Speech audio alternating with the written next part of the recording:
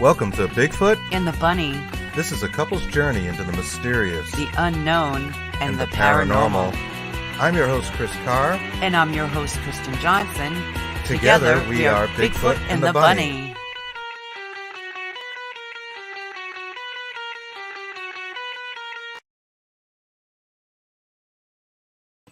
And we're live. Happy Saturday, folks. Happy Saturday. I'm your host, Chris Carr. And I'm Kristen Johnson.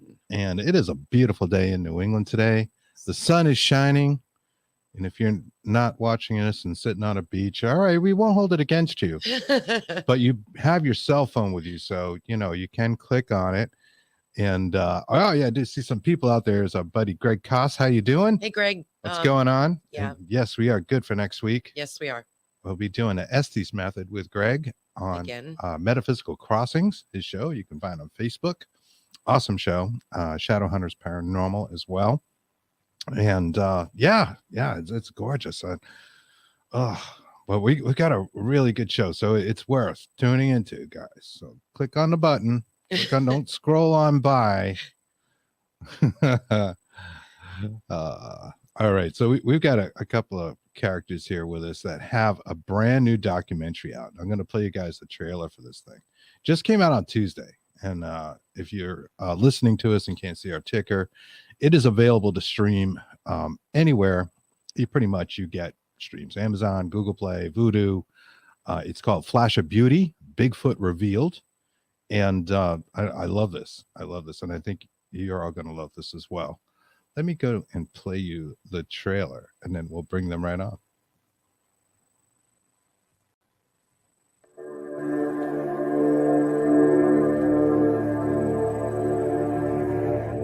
I've had these experiences that have really affected me. And I talk to grown men who will stand there and cry over what they've seen. They won't go back in the woods to hunt. Everybody I've ever talked with witnesses, it changes them somehow. Because you're seeing something that isn't supposed to be there.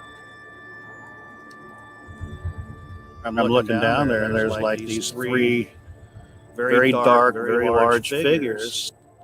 It took less than a second for me to realize what I was looking at. We're not people at all. There was a wildlife biologist that works here in Oregon that confided in me in a private conversation, told me very plainly he knows that the Bigfoot are real. And he said the reason that things are the way they are is because the Bigfoot are too intelligent and elusive. There's lots of elusive animals, but not this intelligent. He says you can't count them, you can't track them, you can't find them. There's a family of Bigfoot that has lived for years at the county dump. When the lights go out and the gate is locked and there's no one there at the dump, the Bigfoot come in every night and there's a smorgasbord there. Because they're the only animals that can get into the pit and back out. If you want to ignore the thousands of reports that are out there, you can do that. But does that mean everybody's lying? Everybody's misconceived? Everybody's screwed up? What does that mean about all these people that are saying this all over the world, all over the United States, all over the Pacific Northwest now? People are saying they see these things. Open up your minds, because they're out there.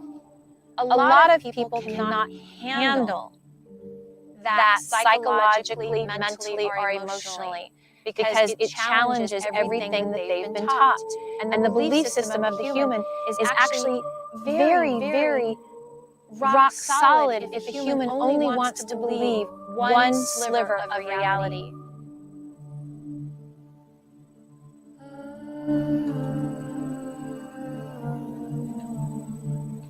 Stuff was just starting to happen, just the paranormal stuff. Then the Bigfoot stuff just went nuts. I kind of pulled Daryl aside and I said, listen, this may get weird really quick. Just so you know, I'm okay with that. I think that's supposed to happen. I saw the thing take off running, and it doesn't run like a man or an animal, really. It's hard to explain because it's so fast, but it almost looks like it just skips a beat when it runs, and like airborne, so fast. I can't explain it. It's just gone. I've been. There's a stone that he actually gave me in the shape of his foot, actually, which is kind of cool. that can drive you mad. I mean, you're experiencing things that a psychotic person experiences. Voices in your head and things that aren't there. These things can drive a person crazy. Being one of the fortunate few to have actually witnessed these amazing creatures, I assure you they are out there, and who knows what else might be out there. You run into them and you get this flash of beauty and they are gone.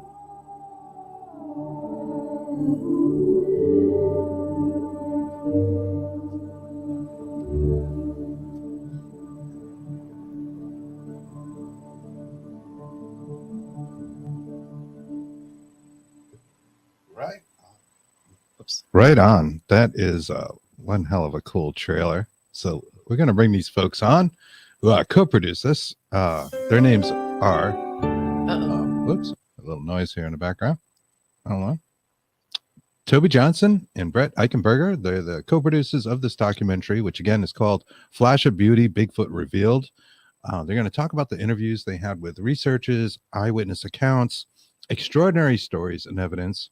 They will also discuss historical accounts of Bigfoot and the significance of them within the indigenous cultures, which pretty damn interesting. Yes, it is. We're very into that ourselves. This film makes a strong case for the existence of Bigfoot and really asks the viewer to examine the evidence and come to their own conclusions. So let's bring them on, Tobe and Brett. Hey, guys. Hi. Hey. Welcome. How you doing? Welcome to Bigfoot and the Bunny. You're very welcome. You're in an appropriate place. Yes, you are. You guys got to see the Bigfoot Ukrainian flag. Everyone. Yeah. Chris was, doing that. I changed our Ukrainian flag. We've had that on since the invasion, and today it sports a Bigfoot. Yes, it does. So that is an honor of your presence. So we appreciate you guys coming on, and absolutely. We can't wait to talk to you. We want to know, like, how did this come about? I know you're filmmakers and Bigfoot researchers. Maybe you can tell us a little bit about yourselves and how this came together.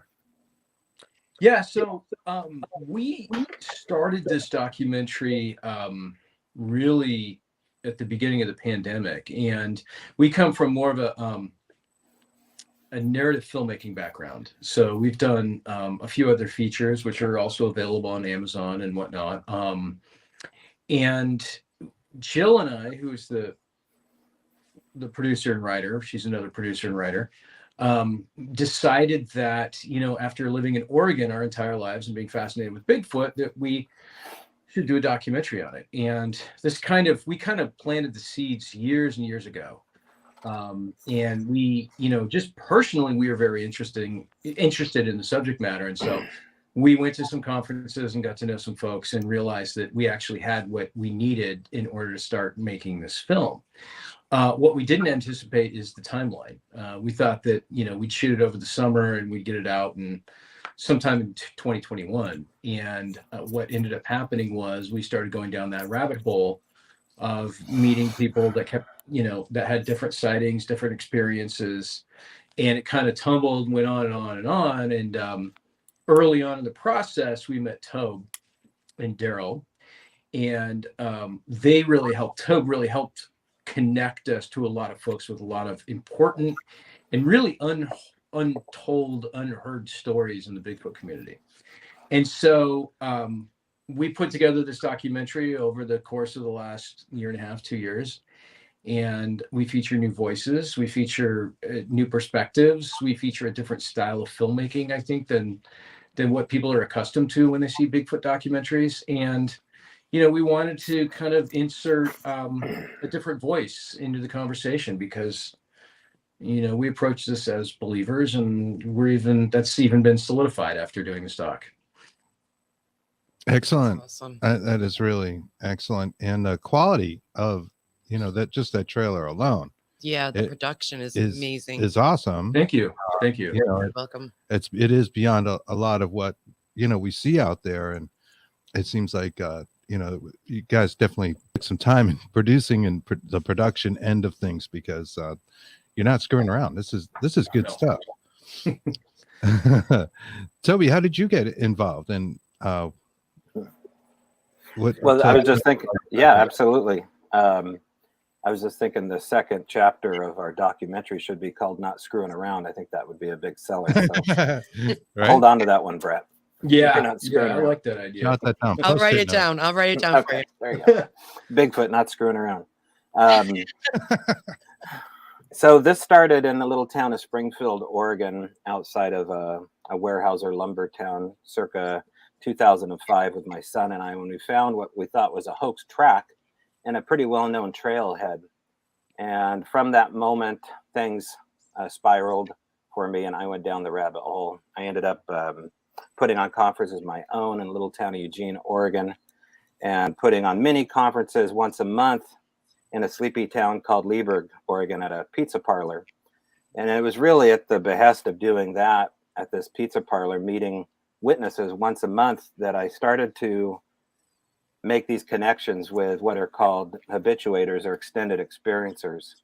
I was finding out that I could get a lot closer to the phenomena by leaning in on these people that said they had Bigfoot in their own backyard, which is hard for most people to believe, that Bigfoot is more than one being, that they exist, that they're all over the planet, and that people have multiple sightings. That all is true. It just took me a while to not care about who believed me. And so I spun my wheels for a good 5 years trying to get validation from, the Newtonian science, from those that are in academia. And it wasn't adding up. They would not go along for the ride the way I was going on the ride. They wanted me to toe a certain party line.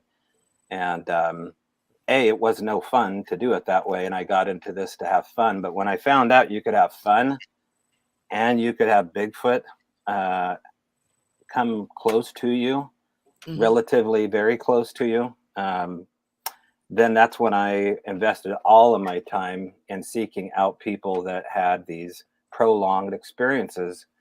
And that's where my story with Daryl Adams and Cindy Adams in the town of Cottage Grove, the narrative starts up in Flash of Beauty Part 1. Oh, that's excellent. It's really cool. Beautiful. Yeah. Beautiful. And I think we've come a long way since the Patterson Gimlin film that, a lot of us grew up with. And the Bigfoot community has grown right along with it. And now there are a lot of people looking. There are a lot of sightings. You guys present a lot of evidence in this. Do you want to tell us maybe one of the stories that convinced you that this is absolutely real?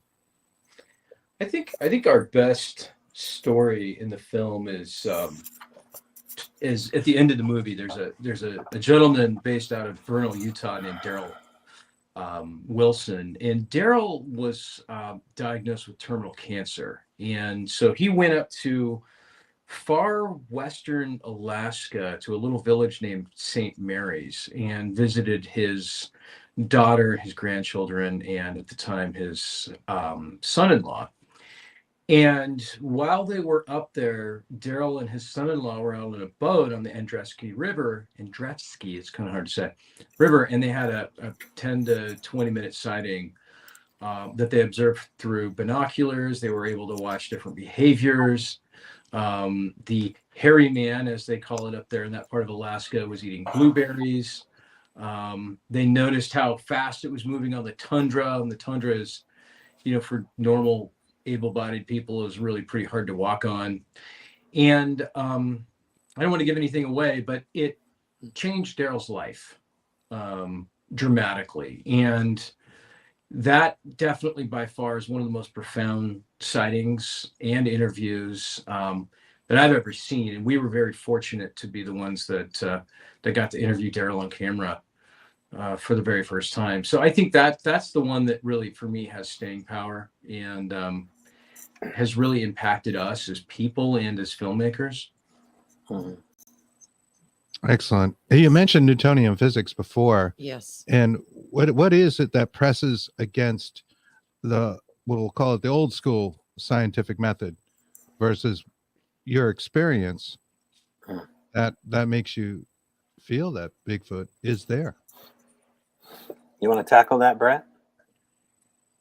Boy, I'm not sure. Give it your best shot, and I'll take over. Okay.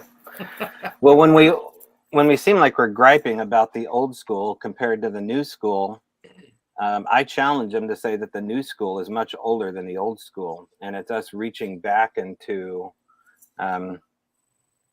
these ancient gifts that we have. Now, I'm skipping ahead to part 2 when I talk like this, but there's something going on with Bigfoot that puts it in the class of the other. I don't need to go there fully. People can read the book or tune in for part 2. But in short, science has been looking for a relic hominid. They've been looking for Gigantopithecus blacki. And that's interesting because it has no divergent big toe, which is a total primate attribute. And this is a plain-footed human type foot that they've been looking at all along. But what they haven't been telling the public is tantamount to a sort of perjury. They have been omitting the facts to the public that most people see human-like behavior off of something that looks very human. Hence why a lot of times we don't have a body.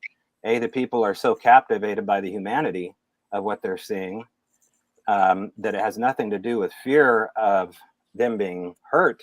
It's fear of their paradigm being shattered. And all at once, everything that you've been told, you have a red pill crammed down your throat, and everything comes crashing down like Neo. And so, when I go to these conferences and they skip this part of the lecture, it's as though they're telling people that they can go out and look for Bigfoot and maybe they'll be seeing a wild animal. That's not at all my experience. And it's a sort of irresponsibility that once in a while I lose my temper over. But in short, these people are scared of what they're looking into. And they've told me point blank, if it is what you say it is, I wouldn't look into it anymore. So what the hell are we looking into? Well, I think it's something way beyond flesh and blood. And I'll let you take it from there, Brett. Yeah, I mean, just to build upon your Gigantopithecus story. I mean, as far as I'm aware, unless there's been any more discoveries recently, the only proof that they have of Gigantopithecus that they've built this whole idea on is a jawbone. That's it. There's no skeleton. They're estimating this on the size of the jawbone. And the Bigfoot community has substantial evidence that is being ignored by the scientific community. And I think it's being ignored by the scientific community because people are afraid of being ridiculed. And we talk about this in the documentary. We have a Yale-educated psychologist, Dr. Michael Adams, who talks about how folks, in order to move the needle, you need to be a pioneer. You got to be aggressive. You got to go out there and you've got to risk it, and, thank God for guys like Grover Krantz and Dr. Jeff Meldrum, who are at, Grover was at Washington State University, Meldrum at Idaho State University. These are recognizable academic institutions, and they're serious about their science, and they're going out there and they're bringing back evidence. Meldrum's even built his own, Bigfoot skeleton, which is very impressive. So, there are people out there, but we need more. We need people that are willing to, risk the ridicule and go out there and say, hey, the evidence is overwhelming. And it really is. And the thing about, where we're coming from with this film is, for us filmmakers, the emotional evidence says a lot. It says a lot. And people aren't talking about the trauma. People aren't talking about the aftermath of the sighting. It's like you had a sighting, it was scary, and that was that. And that's not how it works. We're talking to hunters that have post-traumatic stress disorder because of what they've seen. These guys are very intelligent, reputable people who have seen just about every animal you could imagine in the woods, save for maybe a cougar, which it seems to me that there's more Bigfoot sightings than cougar sightings. But they know what they saw. They know exactly what they saw. And what they saw is keeping them from going back into the woods. And that says a lot. These are classic sightings. My goodness. I'm sorry. Yeah. No, we totally agree with you. And I see the same sort of narrative in the paranormal, in ufology. A lot of people, I don't believe in ghosts because it hasn't happened to them yet. Exactly. Like, when you have that experience that you can't explain, that the Newtonian physics doesn't seem to follow. Being paranormal in itself, You go, oh yeah, there is something to this, Yeah.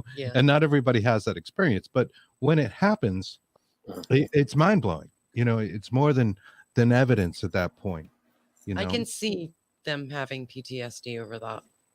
Right. And I can understand that there's myself, a person who would recognize things in the woods. They're going to know. Hunters know what they're looking Sure, for. like you said, They've seen it 1,000 times. They know exactly. We have a question. Yeah. As far as cougar sightings, I think you mostly have to go to bars to find them. Whoa! Oh my gosh! I was going to say, started, guys. I had to break the seriousness there a little bit. Yeah, Sorry, yeah.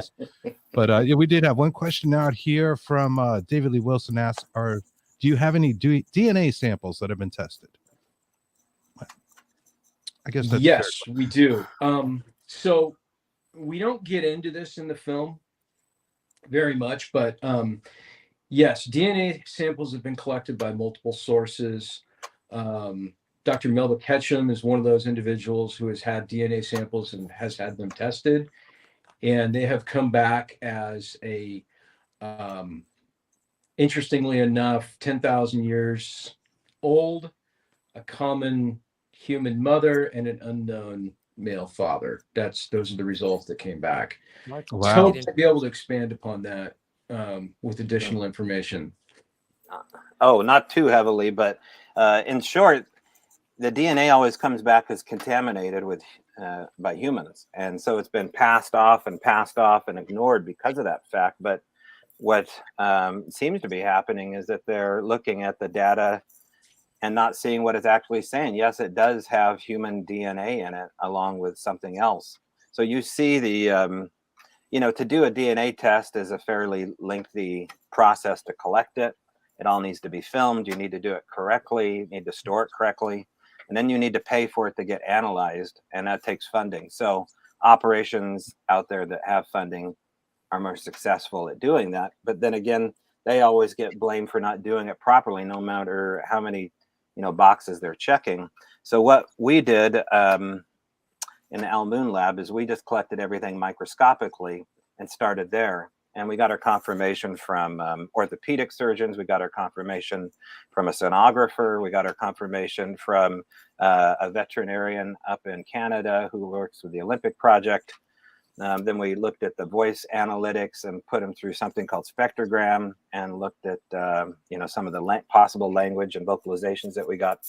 So there's all sorts of processes that you have to get through before you send in the big guns, because nobody has endless funding for this. But that gets into dollars and cents, and I think a lot of times that comes to play, and we don't even know that as Bigfooters. But as long as they keep distracting us, they have to keep these programs going covertly somehow to vouch for funding. So they just keep them prolong.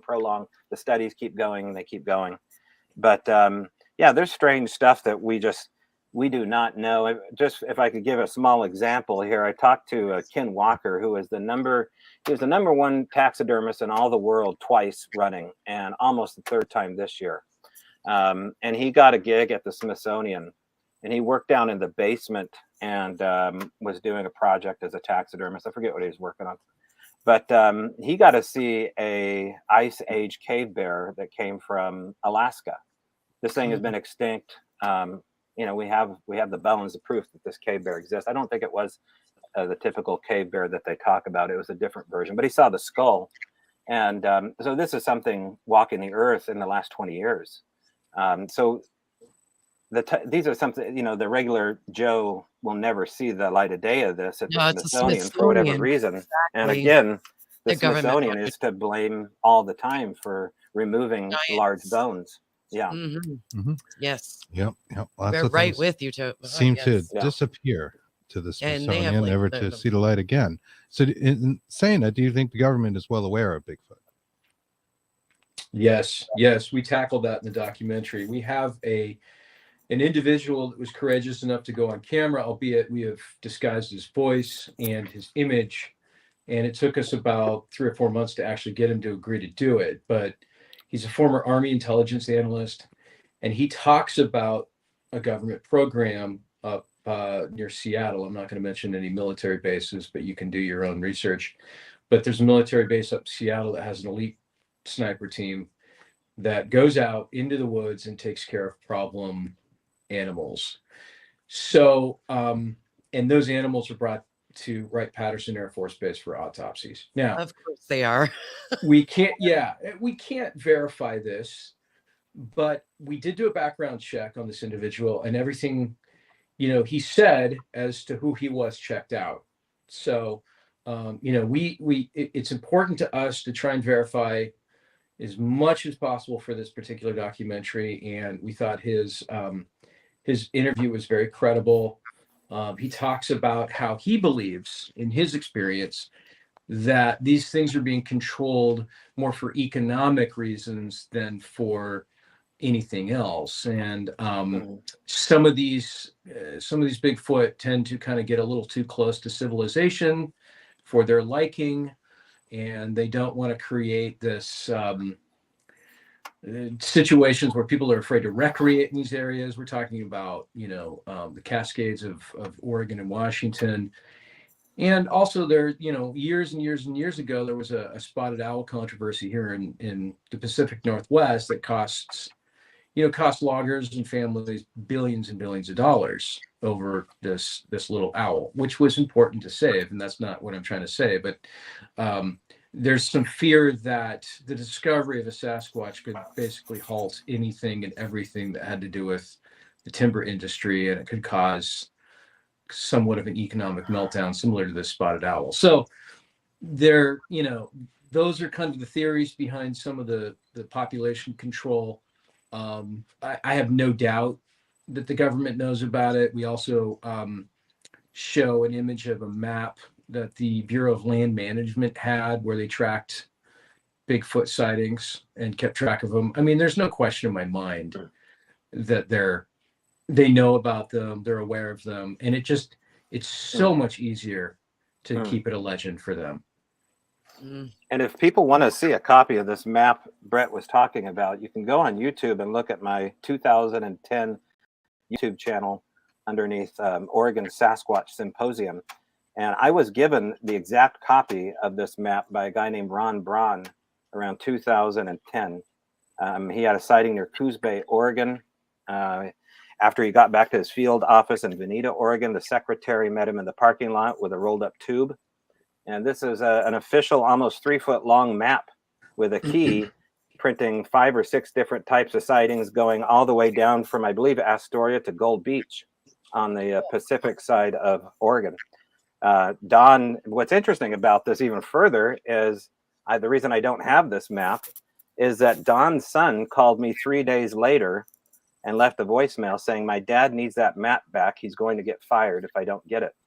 So I put that in FedEx, and before I did, I recorded it and threw it up on YouTube, I guess, which was my way of keeping a copy. But anyway, that map is circulated on the west coast of Oregon. I didn't know that before I met Brett, that anybody else had seen that. So really interesting tie-ins between what Brett's finding out and what I'm finding out. Absolutely. What is the name of your YouTube channel? Well, this is an old, I used to have it back when YouTube started and before podcasts, I had a YouTube channel called Oregon Sasquatch Symposium. Okay. And there's some old archive videos on there, and that should be one of the videos of this map.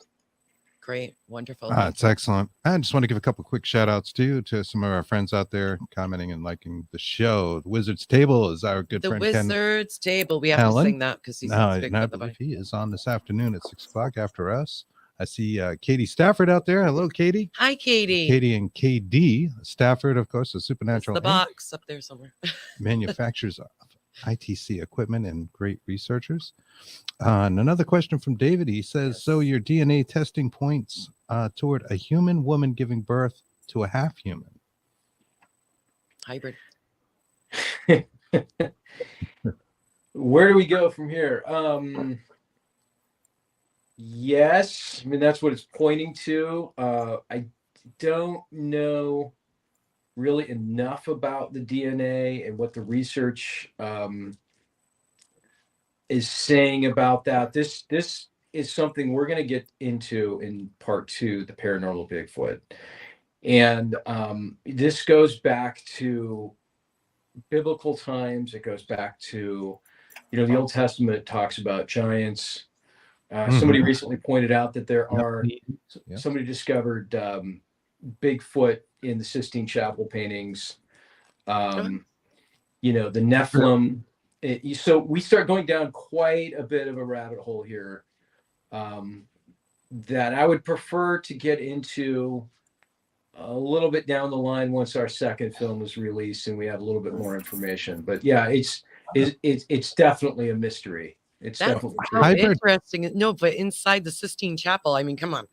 Hybrid animals have always kind of been a thing through history and turn out like in religions and the occult and all sorts of things, these sort of hybrids between animal and human. I think that's fascinating. Was it always the plan to do 2 parts? Did you guys decide this from the beginning? No, it was not.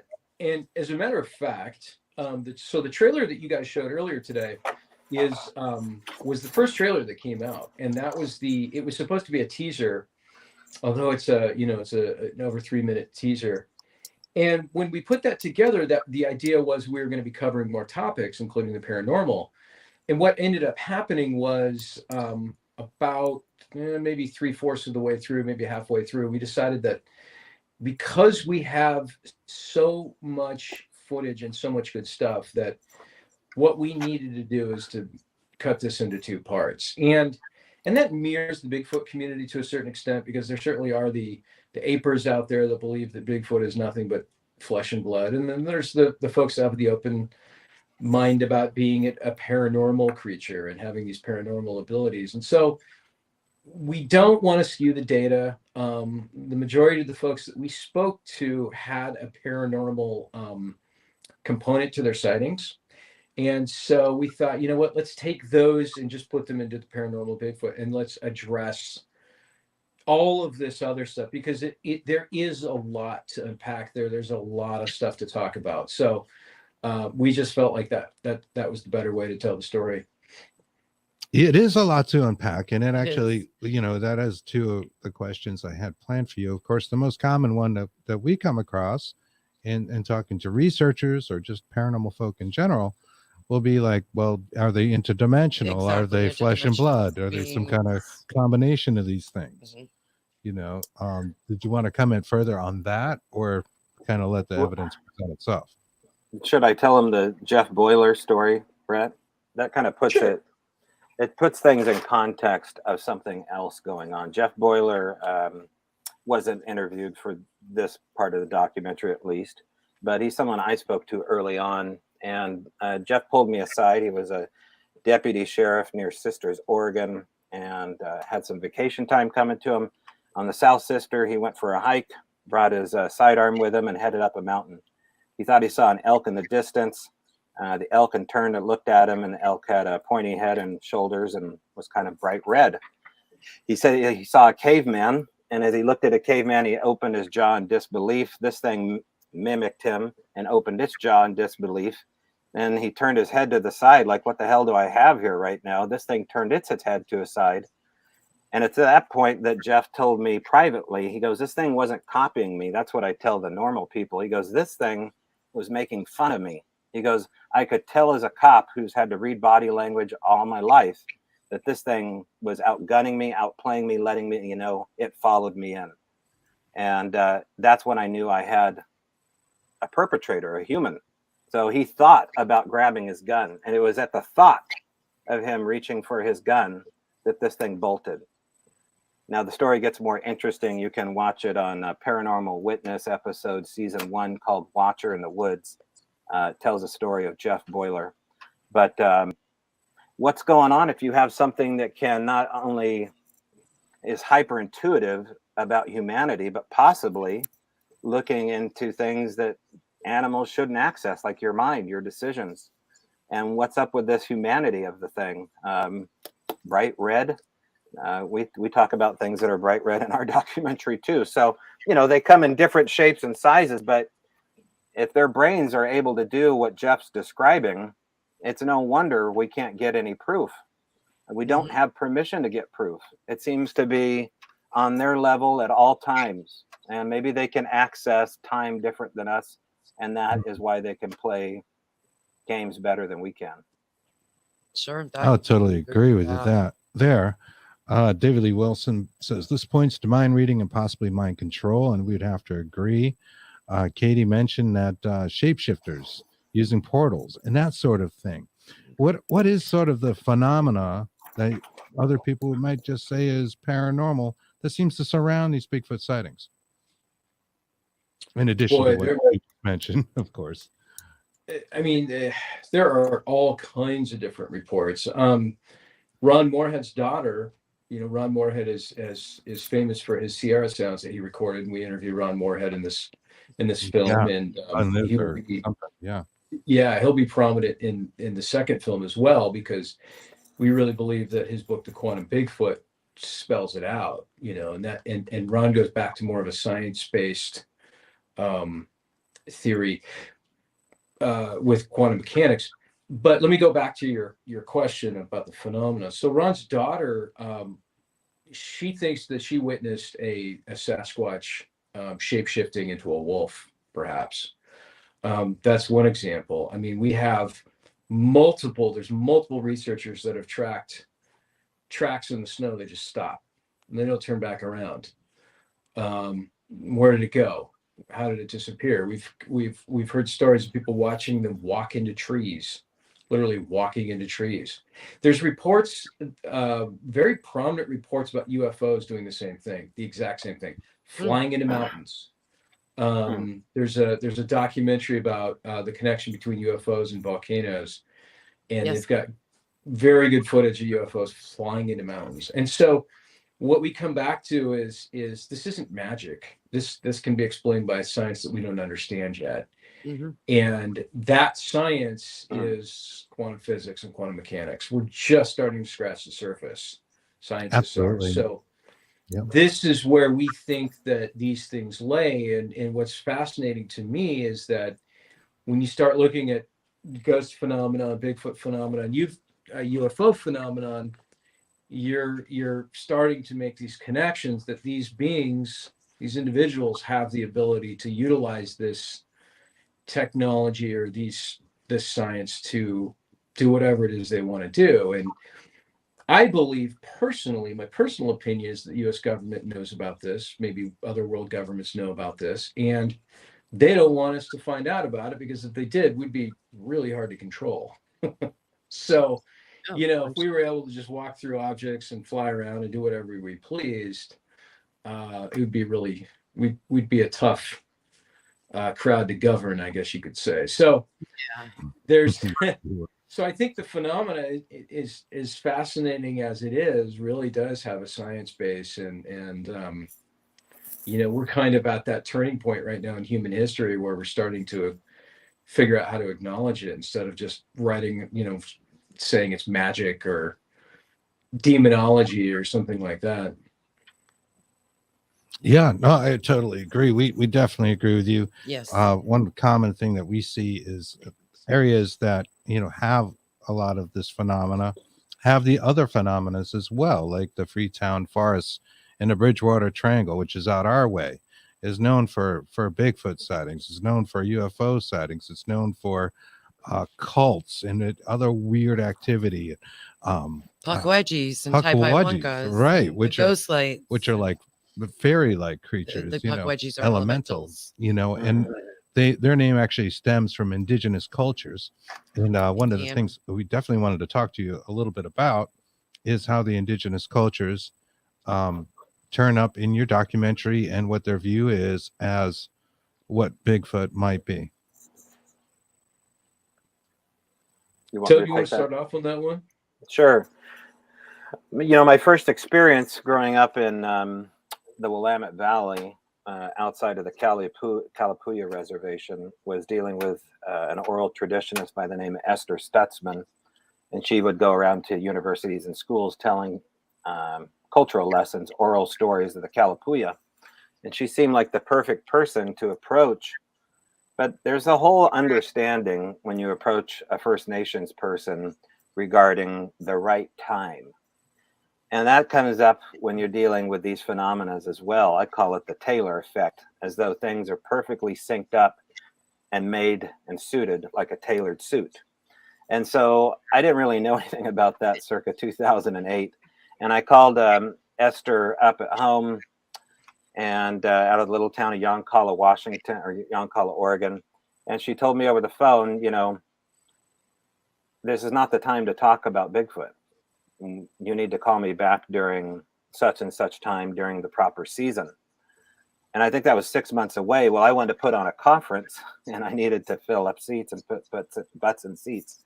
And so I did. I put off the conference to get a hold of Esther and get her booked.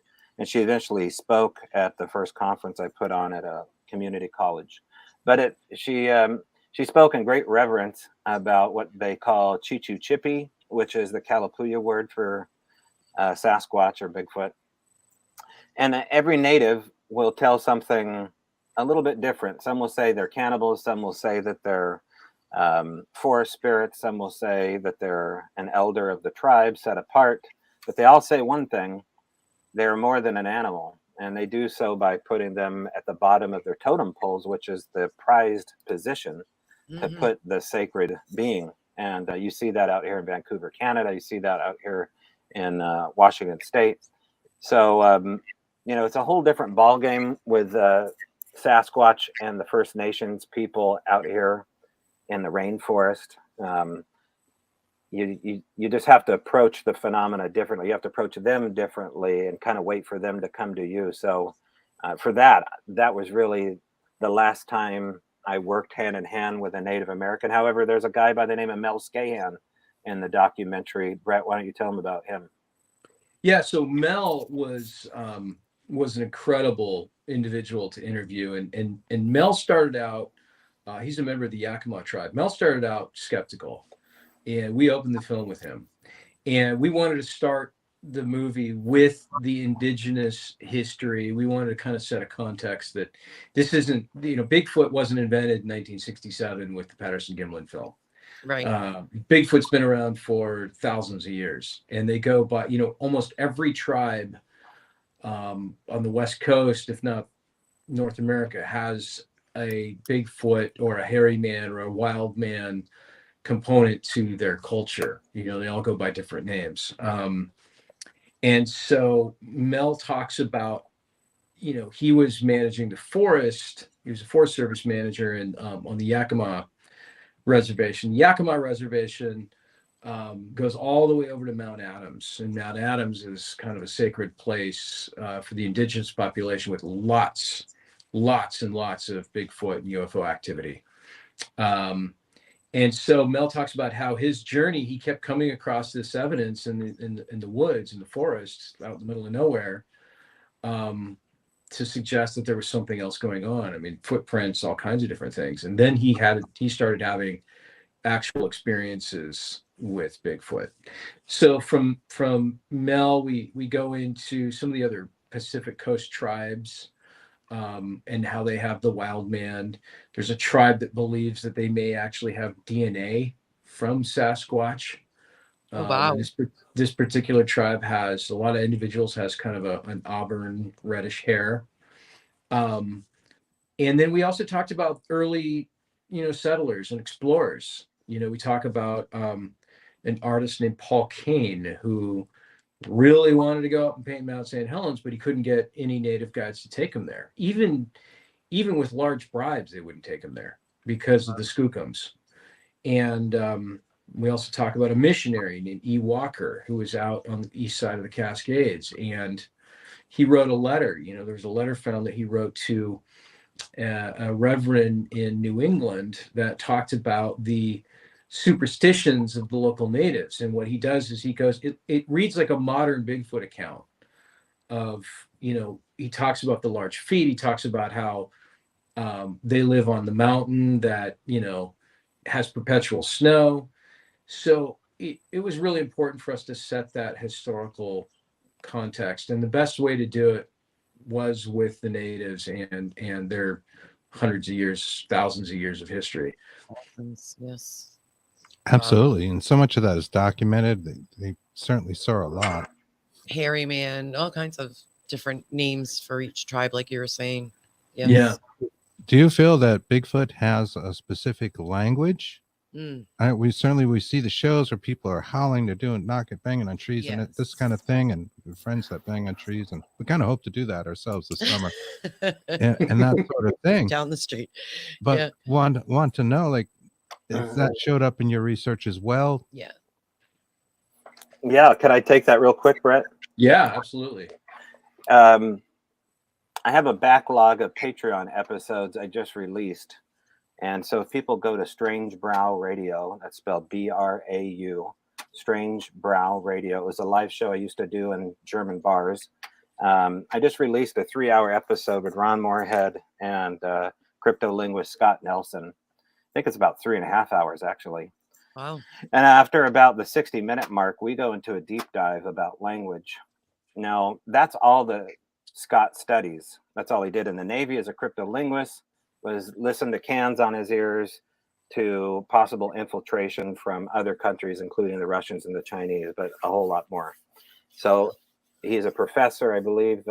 Where's he at? Out of Nebraska, Brett? Missouri. Kansas City. And he's also in the documentary. But one of the things he never mentions, in at least part one, is that he's worked hand in hand not only with Ron, but coming up with the SPA, which is the standard, because we have no standard, but it is at least a start of the Sasquatch phonetic alphabet. And I believe if you type in Scott Nelson, cryptolinguist, Sasquatch phonetic alphabet, or SPA, you will get to a diagram of the Sierra sounds. And he has broken those down into what are called morpheme streams, which gives you a way of understanding that there is a language and not just vocalizations. So again, his discipline is language.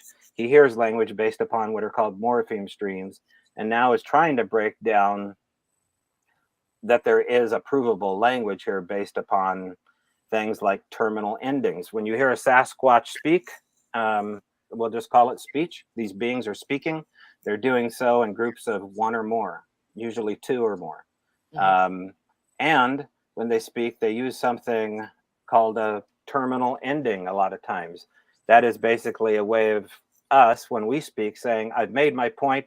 I'm going to put an exclamation point on it and pass it over to you to respond to. They do that. And you can hear that with a phonetic huff or huh sound after one of these expressions, especially in these Sierra sounds. Now, we got those too in Cottage Grove as well. They just haven't gone through the right ears yet, because I've been paying so much respect to not only this documentary, but getting this book out. But without Scott Nelson, there really is nobody else besides a guy named David Ellis to look at the possibility of language, a new language. It's fascinating. Do you think that there are different species of Bigfoot? And how does the skunk ape play into this? Like, I know our guest Thursday, he talks about cryptids, but he's not really a Bigfoot guy. He's at a conference, and I believe the conference it's in Florida, is like the skunk ape and Bigfoot conference. Yeah, so without question, there's different species of them. There's different species, there's different colors, there's different personalities. The skunk ape, I think, there's a famous photo. If you type in skunk ape Florida, you'll come up with it. But, the image that individual got of that skunk ape looks pretty different than what we're accustomed to here on the West Coast. We had the chance to go out to a reservation in the Midwest, and out there they have the Sitongas, and the Sitongas, we actually even saw some photographs of the Sitongas while we were out there, and which will remain private for the foreseeable future. But they have canines that stick up from their lower jaw. We have a photograph in the documentary that a woman took from a plane. There's some discussion as to whether it's real or not, but it has auburn hair and it looks very different than some of the other Bigfoot. But, regardless of whether it's real or not, her father had a sighting that I spoke of earlier that he talks about the same description. Many people up there talk about that same description of the hairy man. So it's consistent with other sightings and other experiences with the natives in Western Alaska. So yeah, these when you put these descriptions together next to Patty, which is arguably authentic and the most famous Bigfoot of them all, you do come up with markedly different looking Sasquatch, and the conclusion is that it's a different species. There are different species. Yeah, we agree with you definitely. Seems that way. It It definitely seems that way. I know we only have an hour with you guys, and I wanted to just hit on a couple of questions real quick from our audience before we wrap things up. Greg Koss had asked, are there any close to Mount Rainier? Yes, I can cover that here real quick, and then Tobe, you can talk a little bit more about that because you're up in Washington. But yeah, there's definitely some up at Mount Rainier. And what's very interesting is we've heard reports that there are different clans or tribes throughout the Cascades. The ones near Mount St. Helens are really kind of cranky. The ones at Mount Rainier, I've heard, are kind of a mixture. And then the further south you go, it seems like the mellower they are. And then Tobe, you might be able to expand upon that, depending on some of the folks that you know that are kind of in the shadow of Mount Rainier. And near the shadow of Mount Rainier is a gal by the name of Barb Shoup, who eventually will come out in our documentary. And she's just doing her own thing with her and her golden retriever. She has a small membership to her Bigfoot group out of Greenwater. I believe it's Greenwater or Enumclaw, Washington. And they do retreats 4 times a year, I think, starting like right now to the fall. And each time they have something happen at these retreats that last generally about a week. Right now, I know that there is a huge thing going on underneath Mount Rainier. Next level tree weaves. That's one of the things that you look for when you're out there doing this is we see a lot of what look like fresh green vine maple that has been tightly woven to archways. Sometimes the trees are planted and they use other vine maple to sprig them together. Brett has seen this himself at the property, but these are magnificent, almost 8 feet tall by 5 feet wide and go over the entire canopy deep in the forest. So Mount Rainier is a very active spot, not only for Bigfoot, but for, I think Kenneth Arnold even flew over Mount Rainier after he left Mount Adams and had his flying saucer stuff. So lots of strangeness in Mount Rainier. Don't go up there alone unless you want to have a wild ride. Yeah, no. It sounds like some high strangeness there. Yeah. We're gonna go.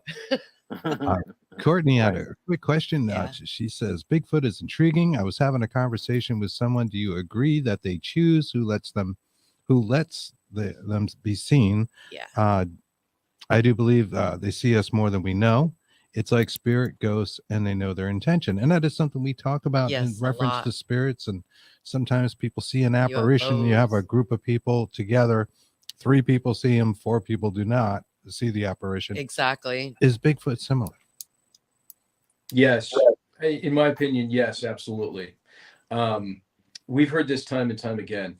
Chad and Austin are featured in our documentary, and these 2 guys were up at a lake in Southern Oregon near the border of California, and they went out there specifically to record survival videos for YouTube. I mean, these guys grew up in the forest. They know the forest. They feel like they're safe in the forest. So anyways, one day they're down there during that trip, they're down there at the lake's edge, and they look across the lake and they see a Sasquatch, and it's juvenile, child. And Chad and Austin just happened to have left their cameras and their phones back up at camp.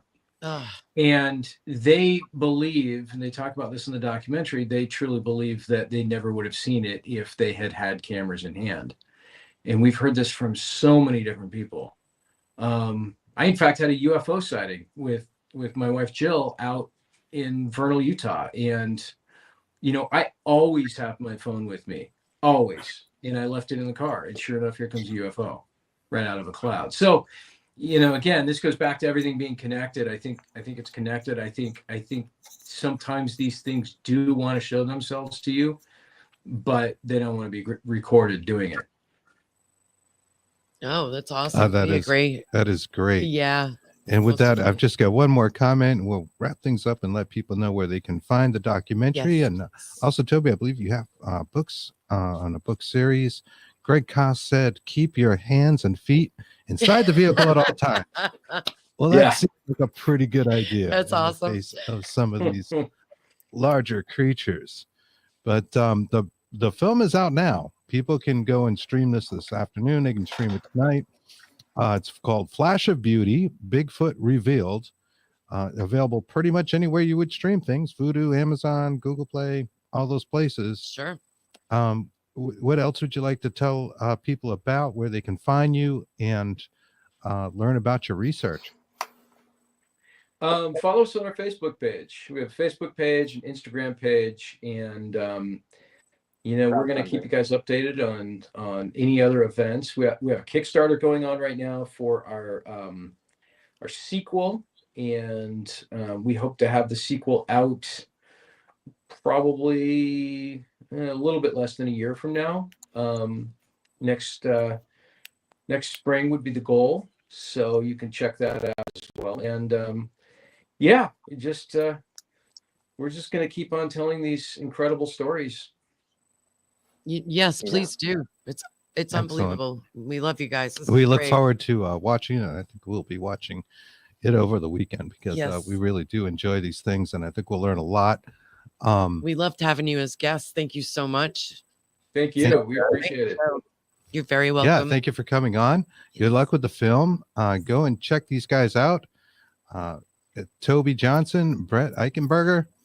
Great job, guys. Thank you so much for joining us. Yes. I'm just going to put you out of the stream, wrap things up. Okay. Thanks, Chris and Krista. You're very welcome. Thank you. And guys, we just had an hour today, so it's a little bit shorter episode. Yep. But we really appreciate you joining in. Thank you. Couldn't get to all your questions. I hope you enjoyed the show. Thank you, Courtney, Greg, Liz, Anne Marie Young, Katie Wallace, Katie Stafford. Good to see you out there. Great to see you. And everyone. Got the damn it doll right behind me somewhere. That's right. We have your damn it doll. There it is. And we use it. I use it a lot. So thank you so much. We'll be back next Thursday for Dark Horse Paranormal Podcast. And of course, we'll be on Greg Koss's show as well. Oh, that's right. That's right. We were just talking about this on Wednesday. Yes. Look for Shadow. It's actually Metaphysical Crossing. Yes. We'll be doing the Estes Method. Again, returning to Greg's show, and we're looking forward to that. And follow our pages, to see information about that if you're not sure where to go. Facebook.com/Bigfoot and the Bunny, and we'll put that in a few places. Dark Horse Paranormal Podcast on YouTube. Please. Yes, Dark Horse Paranormal like Productions actually on YouTube. Please get out there and like that. We're trying to build that thing. So thank you again so much. Have a great week. Enjoy the rest of your weekend.